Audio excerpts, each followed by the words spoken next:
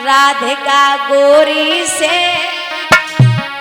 ब्रज की छोरी से मैया कराए दे मेरो ब्याह।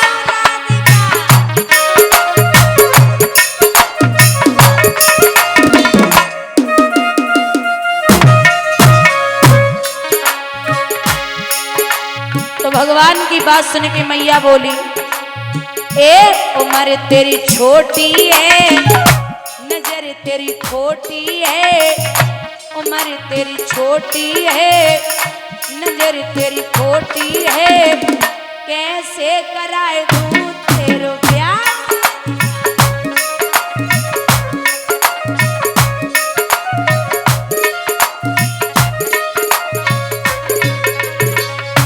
तो भगवान बोले, देख ले मैया, अगर तूने ब्याह नहीं कराओ तो धमकी दे रहे। बोले का,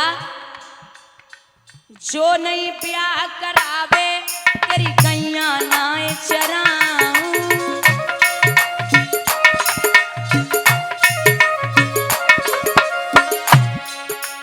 आज के बाद मेरी मैया तेरी तेहरी पे ना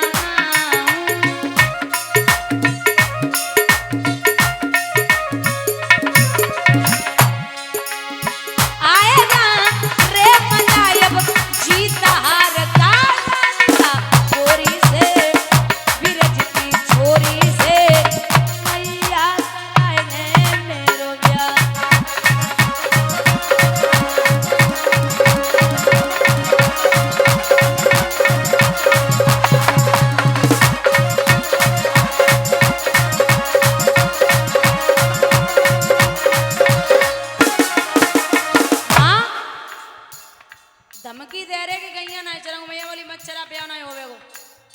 अब भगवान बोले धमकी तो काम नहीं कर रही तो लालच दे वो जरूरी है। तो भगवान बोले, देख ले मैया, अगर हमारा ब्याह है गो ना तो बहुत फायदा है। बोले का, ए चंदन की चौकी पे मैया तो को बैठा हूं,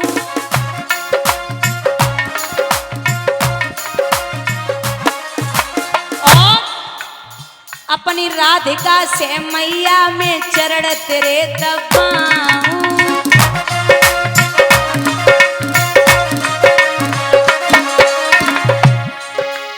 भोजन में बनवाऊंगा अब 56 प्रकार के, राधिका गोरी से ब्रज की छोरी से मैया कराए दे मेरो ब्याह।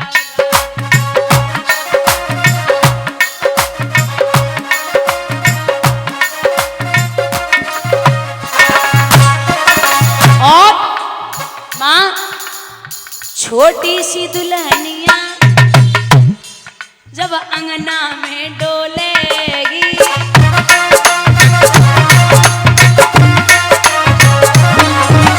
हाँ तेरे सन्मुख मैया वो घूंघट ना खोलेगी।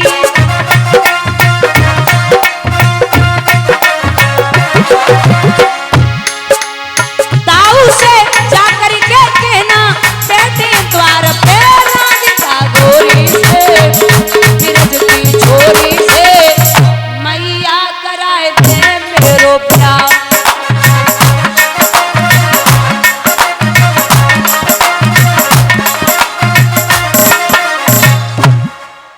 महाराज यहाँ जब भगवान मनारे से मैया बोली, पहले बेटिया को छोड़ गया, जा। भगवान छोड़वे के लाइन चले। कीर्ति ने बड़े चाव सो प्यार सो मिठायो भोजन पानी करायो। जाओ लाला, हमारी बिटिया के साथ में आते जाते रहना। कृष्ण वापस आए हैं। इधर सुबह हुआ, राधा के खरक में सब सखियां बैठी आपस में बातें कर रही। बहुत ध्यान से सुनना। सब सखियां बैठी आपस में बातें कर रही हैं। तो एक बोली, ललिता बोली, ओरी आली शंकर को खूब मनाओ है, उन मनमोहन के जिमावे को श्यामा को दूध जमाओ है। शीला बोली, ओरी आली कोरी दोहनिया सजाई है, उन मन मोहन के जिमावे को दामा पे खबर पठाई है। आज भगवान मेरे घर पे आवेंगे, दूसरी बोली मेरे घर पे आवेंगे, तब तक एक लंबो घूंघट मारे बहू बैठी बनाए बोल रही। तो पूछी तुमने भगवान को ना देखो का? वो बहू जवाब दे रही कुछ मत पूछो। क्यों? हमारी तो किस्मत बड़ी खराब है। कारण बुजुर्गों ध्यान देना, ये जो बहू है ये ब्रज में एक सखा था जिसका नाम था सुंदर, और ये सुंदर की पत्नी थी माधवी। ये पहले जब शादियां होती थी तो 5 साल बाद विदा होती थी। सुंदर के विवाह के 5 साल बाद विदा हुई तो सुंदर की जो सास थी यानी कि माधवी की मैया बाने अपनी बिटिया को जे सिखाए के भेजो कि बिटिया तू पूरे ब्रज में किसी से भी बात करना, लेकिन एक कृष्ण नाम का सखा होगा उससे कभी बात मत करना। बोले क्यों मैया? अब जे बताए दो कि वो छलिया है। बोले मैया काय को ना करें, जवाब दो वो इतना बड़ो छलिया है, अगर तूने बासे 2 बातें कर ली तो तुझे बाई की है जावेगी, फिर पति को ना संभालेगी। वो इतना बड़ो छलिया है, अगर बाकी निगाह से तेरी निगाह मिल गई तो तू उसी की हो जाएगी। अच्छा ये कह दिया छलिया है, लेकिन जन आए कहेगी वो ब्रह्म है। माधवी के दिमाग में वही बात बैठ गई, वो छलिया है, वैसे बात ना ही करनी, वो छलिया है। अब जब विदा कराई के सुंदर लाए तो बीच रास्ता में ही कृष्ण मिल गए। भैया सुंदर? बोले जी हमने सुनी है विदा कराए के लाए हो। बोले हाँ लाए तो हैं। तो भाभी कहाँ है? बोले भाभी तुम्हारी पालकी में बैठी मिलने है का? बोले हाँ जाओ। यहाँ माधवी चेहरा खोलवे ही वाली रहे तब तक तो भगवान बोले पड़े जल्दी करो भाभी, मैं यशोदा का बेटा कृष्ण हूं, मेरी गैया निकली जा रही। जो सुनी कि यशोदा को बेटा कृष्ण है, पहले तो इतना पड़ो रहे और लंबो और डाल लियो। भगवान बोले भाभी जल्दी करो, मेरी गैया निकली जा रही। दूसरी बार फिर बोले, लेकिन माधवी ने चेहरा नहीं खोलो। तीसरी बार भगवान बोले भाभी चेहरा खोल दो, मुझे भैया सुंदर ने भेजा है। फिर नहीं खोलो। चौथी बार भगवान कसम खाए के बोले कि मैं आपकी सौगंध खाता हूं, अगर आज आपने हमें अपना चेहरा नहीं दिखाया तो ये कृष्ण वादा करता है कि जीवन में कभी आपको अपना चेहरा नहीं दिखाएगा। इतनी कह के भगवान चले आए। एक कहावत सुनी होगी कि वृंदावन में रहोगे तो राधे राधे कहोगे। अब पहली बात तो ये है कि जो माधवी है उसका पति है सुंदर, वो परम मित्र है कान्हा का, है ना। और दूसरी बात ये है कि पूरे दिन ब्रज की गोपियां कृष्ण कृष्ण कृष्ण कृष्ण रटती हैं। माधवी के कानों में दिन रात कृष्ण कृष्ण की रटन सुनाई पड़ती। माधवी शाम को कान बंद करके लेट जाती, ये क्या है कृष्ण में? मेरी मैया कहती थी कि काला सा है, अरे कुछ तो है नहीं। 1 महीना बाद भगवान ने विचार किया जिना सुधरेगी। जो घड़ा माधवी भरने के लिए यमुना जी पे जाती थी, वही घड़ा यमुना जी पे रात्रि के 1:30 बजे कृष्ण की कृपा से नेत्र खुले और पहुंच गई। अब चारों तरफ देख रही, लेकिन कहूँ भगवान दिखाई ना दे रहे। सोच रही कहूँ नटवर इते ना आ जाए। महाराज घूंघट में है, घड़ा भरा।